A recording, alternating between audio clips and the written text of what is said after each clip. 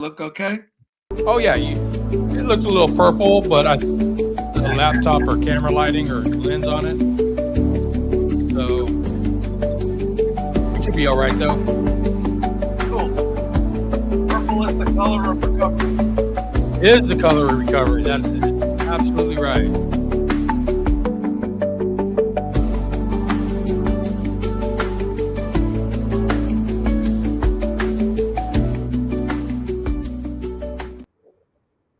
Welcome to Rock and Recovery. I'm your host, Jay, and today I've got a special episode with a special guest. His name is Mark. I'm not even going to try to butcher his last name because I sure in the hell cannot pronounce it. But I will let him do that after this little short introduction from him. But here we are. We just like to bring hope to everybody else out there in addiction, struggling with addiction or mental health.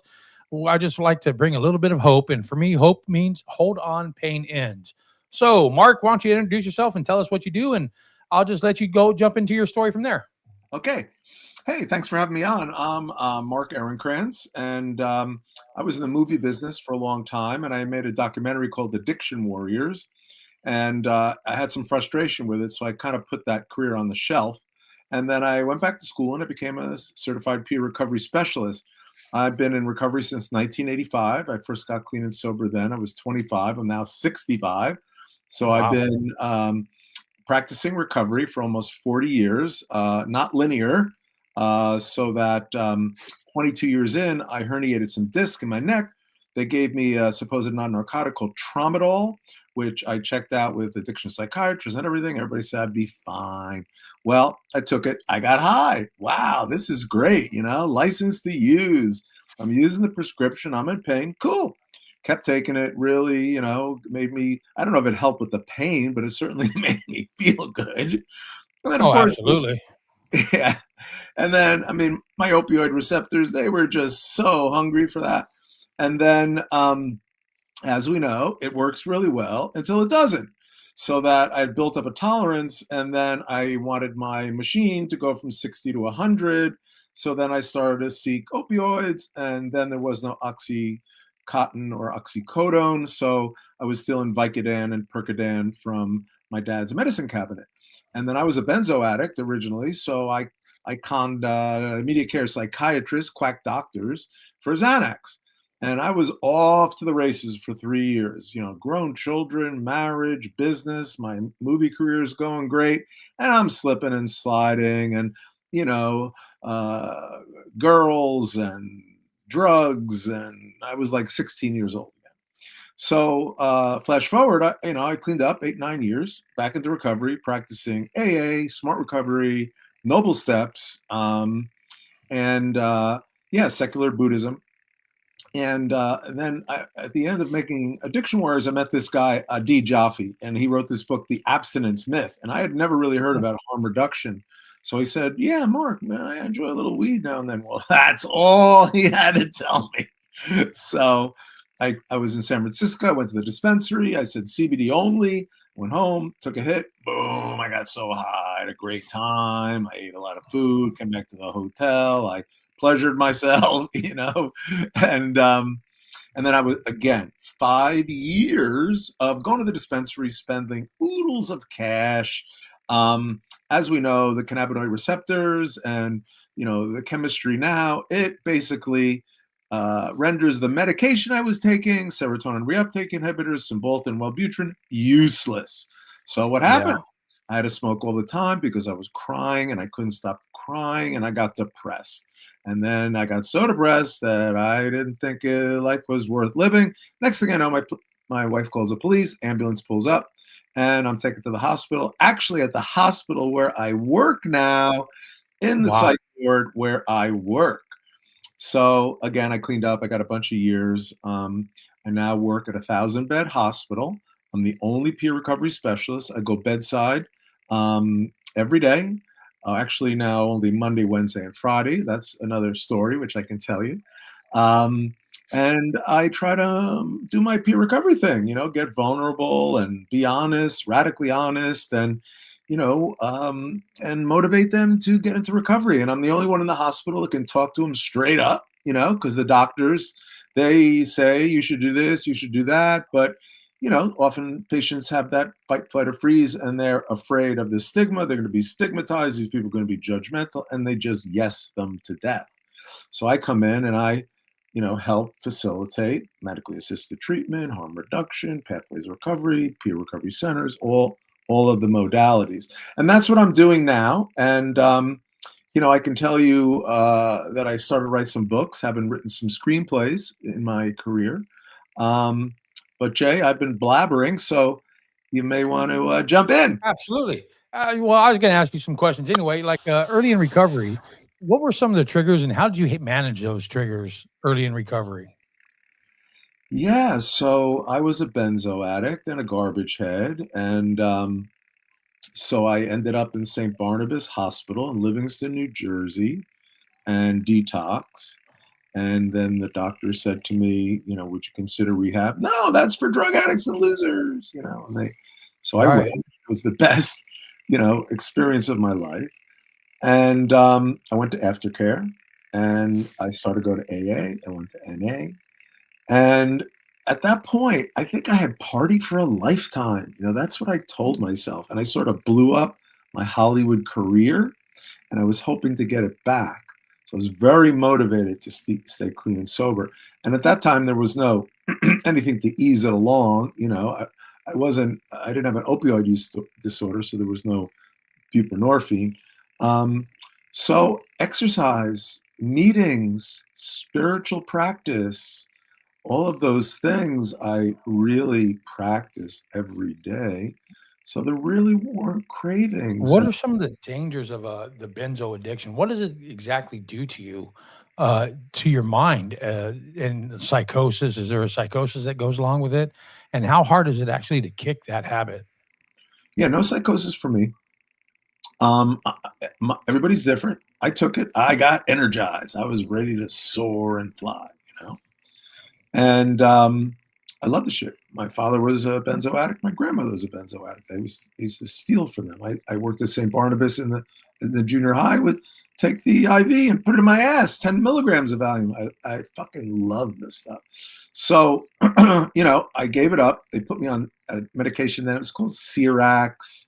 It's sort of a Ativan kind of, another benzo. And benzo spared me down. So there wasn't a big withdrawal. However, they told me benzos are really hard to get off of.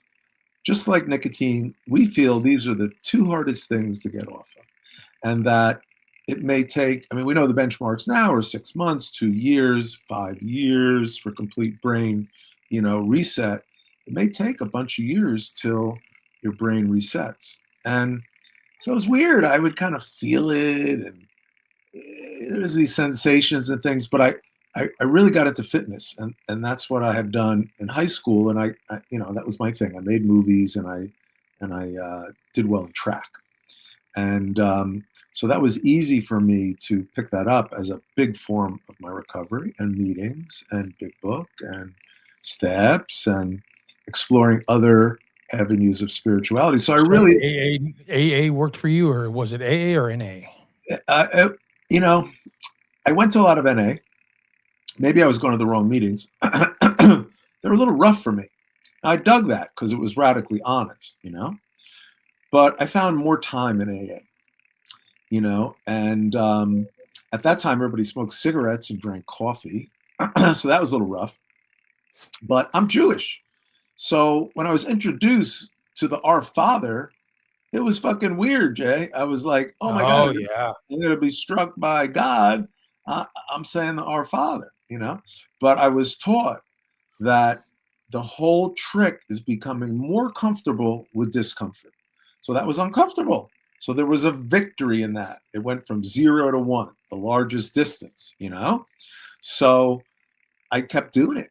And then I learned to love AA and the wisdom that Bill, Bob, William James, Carl Jung wrote the big book, and the wisdom and the 12 and 12 wisdom is like genius. So I really dug it, and I learned the history, and I felt a part of. And, today I identify as, a person with a substance use disorder.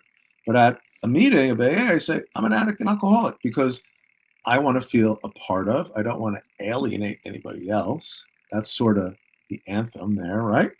So I have no problem. My ego has been sublimated, and I always feel that there's a victory in doing something you're uncomfortable with, and we can talk more about that because that's what I teach now. What exactly does uncomfortable mean? Being ready to be uncomfortable, or getting uncomfortable, or comfortable being uncomfortable. What does that mean, actually? Okay, so I teach now, and this is what I learned. I can answer the question. It's called Navy SEAL recovery. It's not what you think, because they don't. Navy SEAL recovery. It's not what you think. That's the I slogan. was gonna, I was gonna say that sounds kind of rough around the edges to me. Hardcore, right? So Very we have to disciplined. say it's not what you think, because they don't throw Navy SEALs into the ice cold water to teach them how to swim in cold water. It's to teach them how to breathe. And this is what I teach, and I teach the doctors that humans are coded for survival. So a lot of humans, especially in active addiction, are in that fight, flight, or freeze sympathetic nervous system. Up, chest up, shallow breathing, modern threats, fight, flight, or freeze. Leave me the fuck alone. Let me do what I want. I'm not hurting anybody. Escape, drink, drink, drink, smoke, smoke, smoke. Freeze, isolation. I don't feel good enough. Let me just party and use in my room, and most humans are that way. We're driving, we're not thinking. It's the incessant thinking machine, the broken record of the same fucking thoughts all the time, you know. So there's a thing. It's kind of in vogue now, It's called vagal toning. So, and a lot of therapists are teaching somatic therapy. So, real quick, the vagus nerve goes from here, close to the throat, and then it's the largest nerve in our body. It controls the entire central nervous system, autonomic somatic Okay. system. Okay, it's vagus means wanderer in Latin, and it basically controls our feelings. So when you have a pit in your stomach, that's a feeling. And then we try to learn what those were because I had no idea to assign it with an emotion. I'm nervous, I'm anxious, I'm afraid. So by toning the vagus nerve, just like the Navy SEAL, by diaphragmatic breathing in your belly for 1 minute, just 1 minute every day. Set your alarm on your cell phone to repeat every day. It goes off at noon or whenever you think is a good time, and you just breathe in your belly. So now you massage your vagus nerve with your diaphragm, and you're breathing, and you're out of your shoulders, and you're out of your head, and it's now time, and you're just breathing. And that's the first thing. So that's what Navy SEALs learn because they can't panic. They can't be in the sympathetic nervous system. And the So it's second kind thing, of like a neck massage for, yeah, I know how comfortable a neck massage is. So it's basically doing the same thing as you're hitting your vagus nerve. boom. So because the vagus nerve is right here, when people used to sing, hum, or chant, there was science to it. Just like your neck massage, you're working out the vagus nerve. You're toning it, just like the push-ups, just like recovery. It's conditioning like the Navy SEAL. And you can I gargle in the morning after I brush my teeth every morning, aggressively for 1 minute. It tones the vagus nerve. Yep. And they actually make a little thing. It goes around your neck, gives you slow impulses, which keeps you chill all day.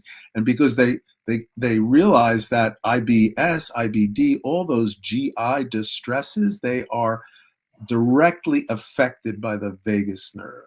And we know anxiety, other things give those folks, GI issues. And when they begin to tone the vagal nerve, they quiet down because the parasympathetic nervous system, the opposite of the fight, flight, or freeze, is restoration, relaxation, and digestion.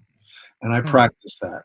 The last component is, in your question, inflicting a little discomfort on ourselves so that we become more uncomfortable with discomfort. So we're practicing that when somebody pisses us off or we're dysregulated for whatever reason, the boss asked us to come into the office, or I got cut off on the road, or whatever these things are, that we can now regulate and know what it's like to be uncomfortable in that situation. And now we're more comfortable with the discomfort physically, psychologically, and we train our bodies on a cellular level to regulate and rewire. And that's basically it. So, along with that being the uncomfortable part, when do you start being comfortable again? When to start after you just got into recovery? For everybody out there, you just got into recovery, you're trying to kick a habit. When does life start going back to normal? I mean, and when I say the normal, I say societal normal because the only setting I know is the washing machine has a normal setting, the drying machine has a normal setting.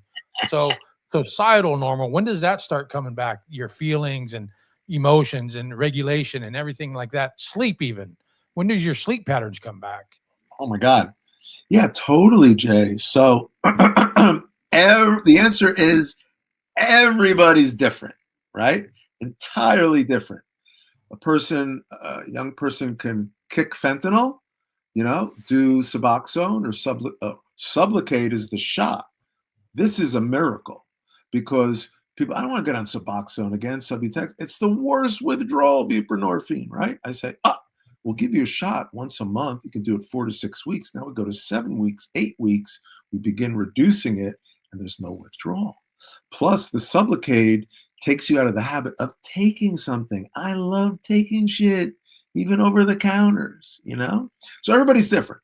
So I think the answer, there are benchmarks, scientific, because we know it's science now. The brain gets hijacked. It's not a moral failing, or it can be part genetic or nature nurture, but the benchmarks are 6 months of abstinence, right? Not moderation management, not smoking a little weed at night, not California sober, right? There's a place for that. However, this is abstinence, and the brain begins to heal. 6 months, get your marbles back. I remember back in the day, they would give us little marbles because I would begin to get my marbles back. And then year, 2 years, 2 years is a big benchmark. So throughout that time, you're uncomfortable, but we say, keep in touch with your network, use your network, socialize, go to community recovery meetings, SMART, Noble Steps, whatever speaks to you. That's the oxytocin in the formula. And then all of those brain chemicals that went up here when you went out to dinner or had sex and they came back, actually when you plan a vacation, the dopamine goes higher when you plan it than when you're actually on it. So, but you do drugs and shit, boom, way up here, not down here. Baseline come down below. So those chemicals, norepinephrine, dopamine, serotonin, they're down here. And we keep banging on them. We think that's a solution. Keep banging on them to try to get back up, here. And then pretty soon, all we want to do is get back here. We just want to not go into withdrawal, right? So, Right. it's science, and it takes time to heal. And of course, That makes, you just hit on a topic, the preparation. So I was an math METH user, and the preparation for me, because I was an IV user also. So the preparation for me almost was just as good as the high itself. It didn't match it, but it was almost just as good because I knew I was going to go get it. And I knew it and I knew it. And that build up until almost the letdown of the drug, I'll be honest, was more intense than the actual rug. No doubt. Yeah, man. So look, a romance with needles and love to cop. It's like exciting, and I plan it, and I want to have an inventory so I don't have to worry. But then I have the inventory, and then I'm like, oh man, do I have enough? Maybe I should go get more. And it's this obsession that we talk about, The right? addiction to the game. We To call the it the game, the game. excitement Yeah. of the lifestyle, right? I Right. like it. Robert Downey Jr., he said, it's like having a gun in my mouth, and I like it, Yeah. Yeah. And so totally, man, the whole activity and the persona and all this, the copping and all that, and the danger, and yeah, for sure, and finding the hot bag, like, oh my God, Right. So yeah, that's it produces excitement, and then when you do it, it doesn't lead up to that expectation, especially the tolerance they're using to not go into withdrawal. And like they say, we're always trying to recreate that good high and find that right mixture to really sail and feel good. But you know, uh, one is not enough; 1,000 is too many. So it's not within the human experience. That's not a sustainable solution to comfort yourself. A lot of people, Wall Street guys, functional cocaine, functional benzos, riding, making tons of money, Adderall, making tons of money. They need to take it so they feel like they can stay on top of their game and soar and fly and be smart. Just like Limitless with Bradley Cooper. You know, he took the pill and he like could learn languages, you know? So it's the same kind of shit, but it's not sustainable because your body will begin to break down and you'll get depressed. And if you might get caught, you might go to jail. Like, you know, we say there's, you go to end up in one of three places. You end up in jail, in the institution, which is the hospital. Those are not, you know, hospital's a good place. Jail's not so good. The third is, you know, on the wrong side of the grass. And then game over. The fun machine is broken, no more fun, and you basically fucking ruin everybody else's lives around you for a period of time. And it's just, it's tragic. So being in the recovery field, being a recovery coach, what exactly does a recovery coach, a peer recovery specialist do? Yeah. So to become a certified peer recovery specialist, it varies from state to state. The biggest thing for me was to get out of that abstinence model. Like I always thought, oh man, you know, I don't have an on-off switch, and I just experienced it. I can't smoke a little weed. Look what it turned into. You know, I can't just take one Xanax and relax and go to sleep like most people. I can't do that. So when you learn peer recovery, you learn all these other pathways. MAT, right? And so in AA, they're like, you're on Suboxone, you're getting high, you're on buprenorphine, get out of here, you know? So we use that. It's a miracle. It saves lives, you know? Harm reduction. All right, let's get you off the fentanyl so you don't die. If you want to smoke a little weed and have some beer right now, okay for now. That's harm reduction. So I'm like, what?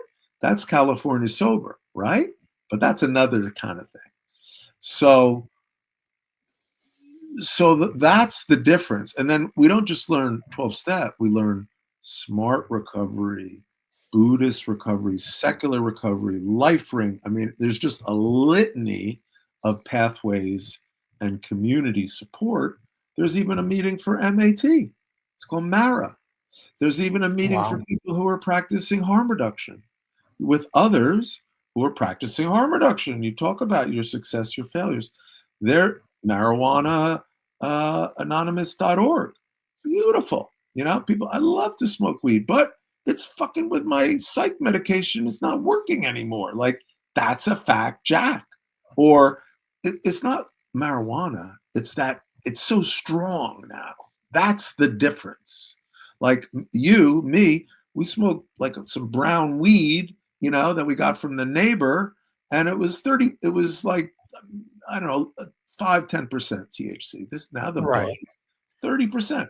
I don't know. I was getting like 15, 20, 30% sometimes from the dispensaries. Yeah. You know? So I'm from Colorado. We had some good shit, you know, but that's a different story. Totally. But the vape, 100%, 90%. Yeah. Like just fucking blow your mind. And then there's a thing, I didn't realize this in my book with one of the stories. We thought this chick, she had an eating disorder because she kept throwing up and she wanted to be, you know, skinny. She had a little body dysmorphia. And she was being treated for that. But none of the doctors said, do you smoke weed? And she said, yeah, I smoke every day. We're like, dude, you have cannabinoid hyperemesis. That is the hell is that? That is a thing where when you smoke too much strong weed, you have uncontrollable nausea and you vomit incessantly. Now, for me, when I was hungover from drinking, I would do bong hits in the morning and reduce my nausea. I love that. You know, I was like, hangover, I don't care. I'm going to do bong hits. I'm going to feel much better. Say that word again. Cannabinoid hyper what? hyperemesis. So it kind of Hyperemesis, looks like cannabinoid hyperemesis. hypermesis. And not to plug my book, but in the back of my book, there's a glossary and resources. It's also on my website, Go Humans. That's my mission. And if you look at resources, they're all there for statewide, Okay. nationwide, and it defines all of these things like hyperemesis, And I'm learning every day. I learn from great people. And because I made Addiction Warriors with some of the leading people in the country, sex addiction, gambling addiction, I have no problem picking up the phone and call somebody who's doing a podcast, who's a doctor, who's an addiction doctor. And then they say, Mark, come to the convention with me, talk about peer recovery, and then give these guys access to where they can hire a peer recovery specialist in Kentucky, maybe in their hospital, God forbid, or their practice, or just refer patients to the Peer Recovery Center where there's telephone recovery support, and then there's dedicated coaching where if they have the bandwidth, they will call you 1 to 3 times a week at the time you want and say, hey, Jay, how you doing, man? How's it going? What can I help you with? Oh, you're looking for a job? I have oodles of resources. You're living in your car? I can help you with charitable and no-cost solutions for that. So we're like the Google of recovery. So you're like resource kings or queens. Yeah, for sure. Okay. And then, we learn techniques, motivational interviewing, meet them where they're at, different lexicon, different language. It's alcohol use disorder, you're dysregulated. So it's not just woke, it's like changing the conversation of how you talk to yourself and how you treat yourself, all this foo-foo, self-care, blah, blah, blah. It's good. And I think, we don't say he died by suicide, or we do. We say he died by suicide. It's not he committed suicide, or not that he's crazy. We don't say that.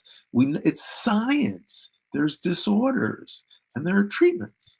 So I love it. I'm passionate. I'm on fire. I want to go to talk to doctors that know nothing about it, because it's the AA model of sponsorship. One person with lived experience helping another is unparalleled. And absolutely. Right? Doctor goes in, says, do this, do that. And they're like, yeah, sure, doc. I promise. So how do you stop thinking? I know because, I just was talking about this earlier to some people, and we were talking about the negative self-thoughts that because we tell ourselves the worst things. We wouldn't let anybody else talk to us like we talk to ourselves. I'm not worth it. I'm not good enough. All that. How do you deal with that in the stop thinking part? Okay, so again, everybody's different. We're malleable as human beings. We can be deconditioned and reconditioned. Somebody who wants to run a mile, like all of a sudden can run 2 or 3, and then, oh my God, 5 years later, I ran a marathon. Meanwhile, I weighed 300 pounds and I couldn't even walk up the stairs. So we're malleable. And so 2 things. Jay, set your alarm, and everybody out there, to go off every day at the same time. Breathe in your belly and have it become a habit. So now you can do it at the supermarket when you're online, and you can thank the lady at the beginning of the line who has all those coupons, and everybody on the line is like, come on, lady, can't you see there's a line here? They're all thinking that, but you're like, yeah, thanks, lady, for the opportunity. Now I'm going to the vagal toning gym and I'm breathing in my belly and I'm doing the reps. Same thing at a red light. Any inconvenience on the phone with customer service, that's a heart attack, right? So you breathe in your belly, because stress is being someplace and not wanting to be there. It's wanting to, I can't wait till the day's over. I can't wait till the weekend. Like, that's just getting another day older. So how to stop the incessant thinking machine? Well, we can't, because we're human. And, we're wired and coded for survival. So we're always thinking. However, I have been trained. I listen to Eckhart Tolle. I'm a big fan of, Buddhism, and Buddha meant awake in Sanskrit. That's all it meant. And at the beginning, he taught suffering and the end of suffering. So that's what we were talking about with the discomfortability. Like, all that discomfort you went through, it was good because you evolved and you became the person you were, and you're less just uncomfortable with those things anymore, you know? And what they teach is be in the moment, be present, right? How the fuck do you do that, right? Oh, meditate. Yeah, right. I can't Mm. sit still for 2 minutes, right? So I used to just say, and there's breath work and all. I do that. I do the breath work. I'm like, just breathe for 1 minute every day. If you want to go to the breath work session and do this fancy stuff, this is nothing fancy. This is just breathe regular in your belly. So now Almost you like become, when the hungry, angry, lonely, tired comes into play. The oh, halt. yeah. So now you're conditioned. You're hungry, eat something. You're lonely, get online or go outside. You're tired, like that's another thing. Sleep is critical, right? Hungry, angry. If you're angry, so what's that? Anger is fear. So say, what am I afraid of? Why am I so angry? Why do I have the resentment? What am I afraid of? Losing something, having somebody else win. These are all stories we tell ourselves. And everything up until this moment is the way Jay and Mark have conditioned themselves of who they think they are, how their identity. So important to have my identity. I'm a triathlete. It's a tribe, and we're humans. We like tribes. Like I'm a Giant fan. I'm in recovery. That's all great. But it's still a story, a script, a movie that we've told ourselves our entire lives, and we've conditioned ourselves with that story. And what do we say? Fear is not a fact, right? Fear is false expectations appearing real. Well, that story is not a fact. It's your point of view. You say to people, what do you think of me?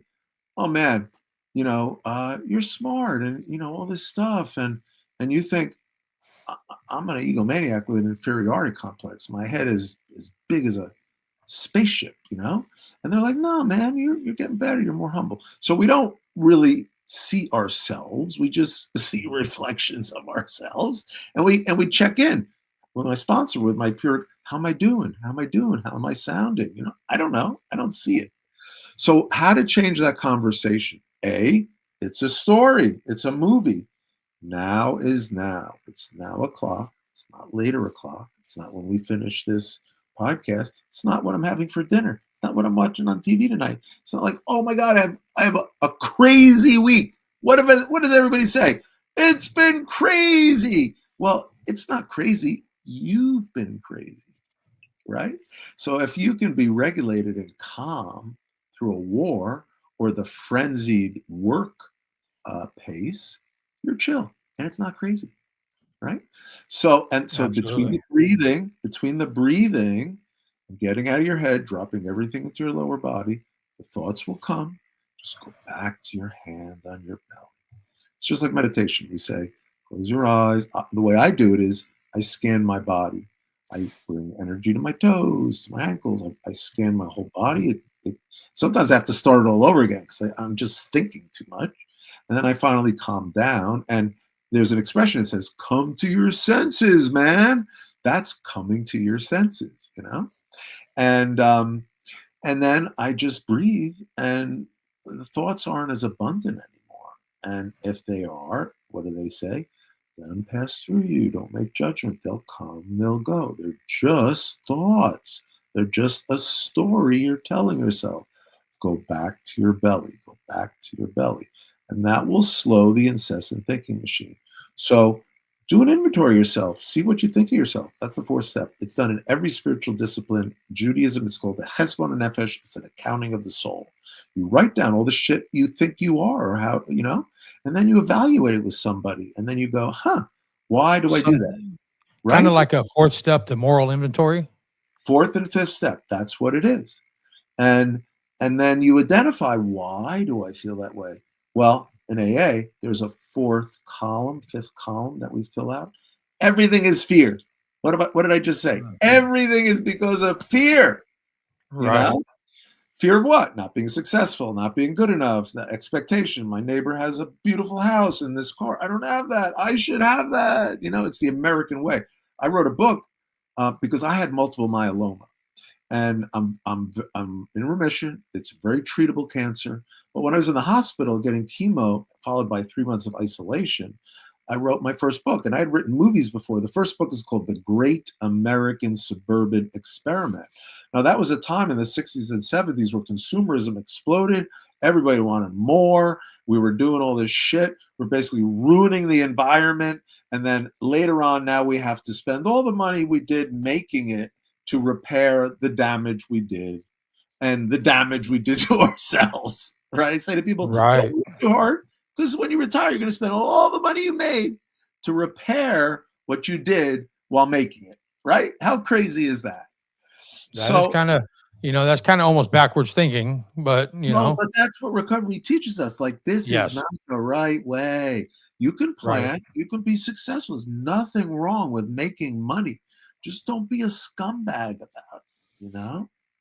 So, and help others. That's the deepest form of fulfillment. That's the 12th step. I get to do that every day. The deepest form of fulfillment is helping someone else. It really is. So, And I found that in my recovery that I tend to help others a lot, and that keeps me accountable. First of all, it keeps me accountable and keeps me wanting to help others, to watch them progress and in their stages of recovery. And but along with that, you got to be pretty mentally capable of doing that, because sometimes you'll care too much, and then things will start to go downhill. What do you do when that starts happening? well, peer recovery is very insistent on what you just said. So we have boundaries. Now, if you're not a peer recovery specialist and you're just helping someone or sponsoring someone or mentoring someone, whatever you want to call it, it's the same thing. There's some ground rules, right? Oftentimes, like, people don't like it, but like someone who's relapsed, and it's only because their brain got hijacked and didn't have enough time to heal. It wasn't because you were weak or a fuck up. Nothing to do with that. It's because you didn't allow your sensors, your opioid system, the endocannabinoid system, to re-heal. And you used too soon, right? So take a break, let your brain heal. Do other things that we practice in recovery to learn the skills, to be a skilled human being, to use skilled speech, right? However, parents and whatever, I say, you know what? I think it's time for an agreement, because we don't do tough love anymore. It just handicaps them further. But we do set up boundaries and go, John, man, come on. This is getting a little crazy. You keep stealing from me. We almost had a fire last night because you fell asleep in bed with your cigarette. Like, we love you, but you need your brain to heal. Especially when you're 24 years old, your brain hasn't matured, right? Like, throw out, at that point, you're in arrested development. You don't learn coping skills or feelings or anything. Women to mature faster. So I say, I'm a proponent. All right, John, let's sit down and make an agreement. What do you think you should do to be in recovery? You make it their idea, and you start putting it on paper. And you say, is that manageable for you? Can you do that? Yeah. Can you come home before 10 every night? I can do that. Um, can you take your antabuse every day, or make sure you take your Suboxone, or go for your Sublocade shot? I can do that. Good. So it's his idea, his or her idea. You write it out, you type it out, you all sign it. We'll keep a copy, and then you put it up on the fridge or wherever. And like you So it's stick almost like a contract with yourself, like an accountability contract. totally. And it's not in the air, it's not in the wind, it's on paper, the virtue of the paper, just like the inventory of yourself. Don't just talk about it, write it down. And every spiritual discipline for the time of mankind has been doing that. And so you have to have boundaries. Like, dude, if I'm working harder than you, that's not good. You know, if you're vampirish and you're sucking my blood, then I'm rowing the boat. You should be rowing the boat. You know, You're taking Agreed. me down with the ship. It's not going to work for you or for me. So like only like if unless you're in jail or whatever and you need to call me in the middle of the night, call me. But if you're not bloody in the hospital or in jail, don't call me in the middle of the night. you know? But everybody's different. So I think that agreement has to come from each other. And peer recovery, this may blow your mind, William White and CCAR and how it was developed. The peer experience, the peer is supposed to experience just as much as the participant and get the same amount. And that's part of it. Wow. And that's how it works. I wrote about it in my book. I had it vetted because I sent it to people who, like the grandfather of peer recovery in New Jersey and other people, and then they vetted it. They gave me suggestions and all sorts of things. So it really went through the mill approval, and it's basically just 10 stories, like in NA and AA especially. They have stories at the end of the 164 pages, which is the how-to, like personal accounts, doctors, lawyers, accountants, all walks of life. Same thing, but it's not 1940, it's 2025. So the menu is much greater of the shit you can take. Nitazine, 7-OH, I mean, THCP, the list just goes on and on. Amazon sells big canisters of what we used to call whippets. It's nitrous oxide. Nitrous oxide, yeah. Right, it's supposed An to be air used, duster, yeah. yeah, it's supposed to be used for whipped cream, right? When baking. Well, this shit says to the moon on Amazon. Absolute, absolute, like an absolute bottle, absolute gas or whatever it is. And I wrote a letter to Amazon. I was like, you're not selling this for whipped cream, dudes. This is clearly for people to get high. And they sell that in smoke shops too. And boy, did their lawyers hit me over the head with a sledgehammer. Like, I got more legal letters than you can imagine. I was like, oh, I believe that. Yeah, I was like, they were like, this information, all this bullshit, right? I knew that was going to happen, but I tried, So I think you have to have an understanding. So, and it's self-preservation, because what did they say? Put your air mask on first, right? So what inspired you to write the book? Like, you may be looking for a deep answer, Jay, but when I was diagnosed with multiple myeloma, I was deathly afraid of having nothing to do. So when I went into the hospital and I started to get sick from chemo, I got up every morning. I couldn't sleep, and I just wrote, because I can write. I have that skill, And I wrote The Great American Suburban Experiment, which is basically my experience within that paradigm of the society of more. Right?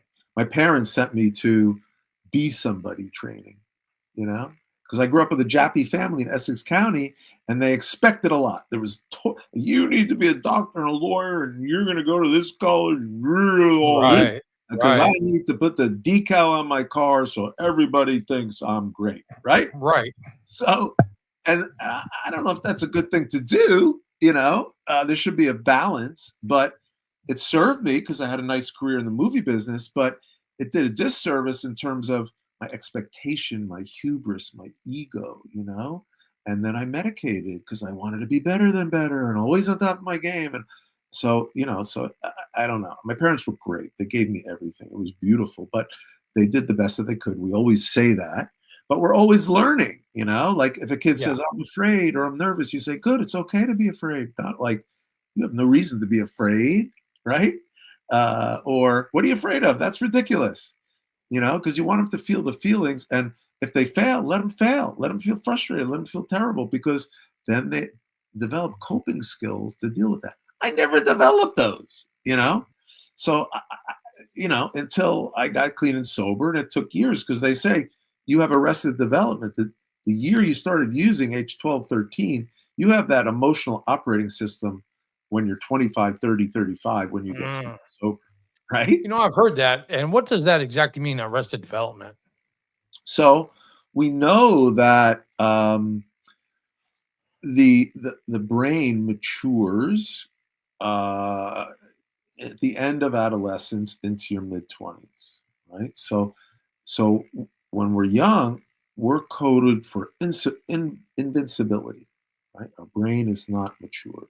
our choices, our executive decision making, that's the frontal brain, is not fully developed. So we make wild choices. We jump off cliffs. We do all sorts of shit, because we're wired to We do try that. new things. Yeah. Yeah, it's like a risk. It's a buzz. Like, if you can't do it, I can do it. All that shit, right? And so we do that. And God willing, or whatever, the universe, the infinite willing, we don't kill ourselves or break things or end up in a wheelchair with no legs the rest of our life. But so that brain, it begins to form the executive decision for men and boys like ages 25, 26. It might be getting lower now. I don't know. And women, it's faster. Or actually, men, they say it's even more, like 28, 29, I should say. I misspoke. And then the women are like 24, 25. In Judaism, girls get bat mitzvah at age 12. That's their Wow. maturation. And guys get bar mitzvah at 13 because they're not as mature. And God love women. Like, they're naturally spiritual. They're just, I mean, I, they kind of are more adept at being spiritual, being sensitive. Right. You They're so more of a that's spiritual being. I agree with that. right. They give birth, so you Well, couldn't they get they any more. have they deal with a different set of feelings. I think they're more emotionally, I would say, regulated, but I'm not going to say unstable, because I know a lot of them that are unstable. But I'm just going to say emotionally regulated, emotionally mature than men. They talk You know. about it all the time. That all that what we think is sort of like nonsense. They talk about it with their friends and they come up with Yes. solutions. And again, everybody's different. So some may be a little less regulated. So there's up regulation, which means you can arise to the situation. You can rise to the situation. And then there's dysregulated, which is you're depressed. You can't deal. And so to make a long story short, I would sit at the typewriter or this laptop, and I would write, and I just kept writing. Okay. It just came out of me because it was my story. It was easy to tell. And then I had to do it again as course of a tandem treatment just to do it, not because I relapsed or you know or had a relapse. And then I wrote the second one because I felt like, and I got permission from people to tell their story. They wanted me to, and their modern stories about all the modern menu of things you can get high from, escape from, gambling, sex, tech, everything, food. Electronics, the list goes on and on as we start new things. The list just Yeah, continues to get longer of what we can be addicted to. yeah. This is Yeah. cocaine, right? Cocaine. Yeah. So For you're in, real. you're in your Yeah. doctor's office, right? It's a time to relax and practice your breathing. No, I want more stimulation. And now Right. I'm more stimulated. I'm more amped and more amped. It's like we haven't learned to be. And then they say that in a lot of recovery, we're human doers. We're not human beings, Nah, I've heard that. right? I've heard that a few times. So as we're coming to the end of our podcast here, at the end of our hour, anybody out there listening that's struggling maybe with addiction, that might be struggling with in their recovery or very early in the recovery or even long-term recovery, what do you want them to pick up from this conversation? And after that, tell me where I'm supposed to get your book. Yeah, my book's on Amazon. Both of them are. Okay. And so anybody listening across the country or in New Jersey or wherever, in New Jersey, there's a free peer recovery center in every county in New Jersey. Every county has one. You don't have to go there. Just call them, make a contact. It's free therapy. It's a free friend, right? That's what I want you to take away.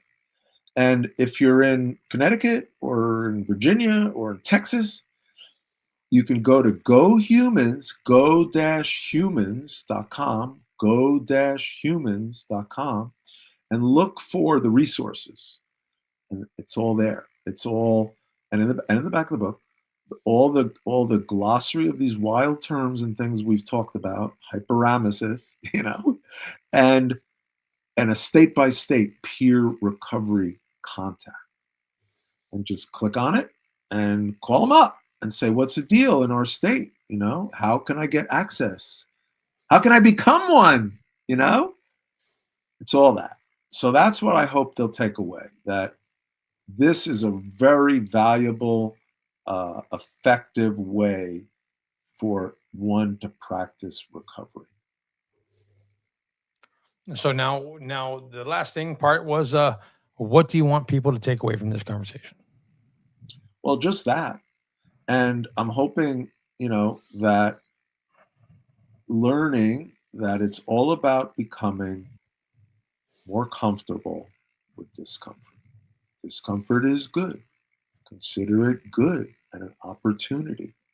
All bumps in the road, opportunity to elevate it, make it positive, right? That's becoming more comfortable with discomfort. I agree. I like to say, don't let your comfort zone become your prison. Because That's it, dude. it's true. We get comfortable. We're not likely to get outside of our comfort zone.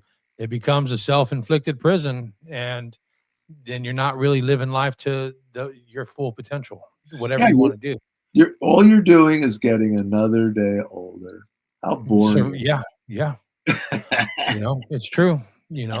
Get outside, go do something that makes you uncomfortable. Go do something that gives you some anxiety, Totally.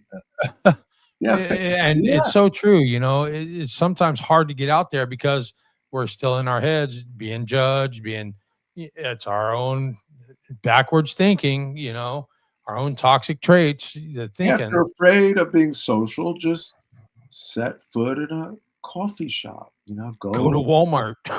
Just do anything. Just like we say, you can't think yourself into right action, but you can act yourself into right thinking.